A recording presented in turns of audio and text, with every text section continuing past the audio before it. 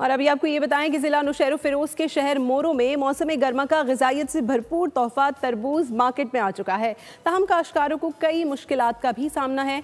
मज़ीद बात कर लेते हैं हमारे नुमाइंदे तैमूर अहमद राजपूत से। जी तैमूर। जी बिल्कुल, देखिए ज़िला नौशेरो फिरोज की तहसील मोरो में मौसम गर्मा का तोहफा तरबूज जो है मार्केट में आ चुका है। अगर बात करें तरबूज की सेहत के हवाले से तो जिस्म का पानी पूरा करने के हवाले से तरबूज की मिसाल कहीं पर भी नहीं मिलती। इस साल तरबूज का फसल तो अच्छा हुआ है, मगर कम रेट होने की वजह से काश्तकारों को जो है मुश्किलात का सामना है। इस हवाले से हमारे साथ एक काश्तकार मौजूद है, मज़ीद उनसे पूछते हैं क्या कहेंगे आप।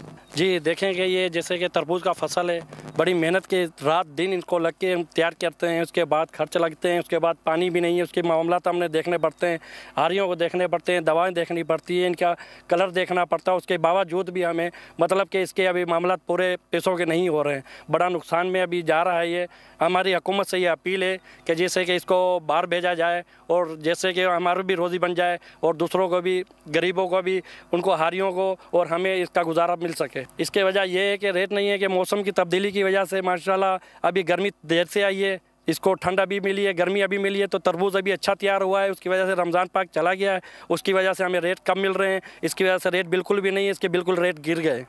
काश्तकार का भी यही कहना है, मौसम की तब्दीली और तरबूज की काश्त तो इस साल जो है बेहतर हुई है, पर कम रेट मिलने की वजह से उन्हें मुश्किलात का सामना करना पड़ रहा है। महंगे दामों, डीजल इस्तेमाल और अद्वियात इस्तेमाल करने के बाद जो है इस तरबूज को तैयार किया गया है। गवर्नमेंट को चाहिए कि तरबूज को जो है बाहरले मुल्क एक्सपोर्ट करे, ताकि किसानों, हारियों और मजदूरों को जो है वो नुकसान ना हो। जी सब्सक्राइब करें और बेल दबाएं ताकि कोई खबर रह न जाए।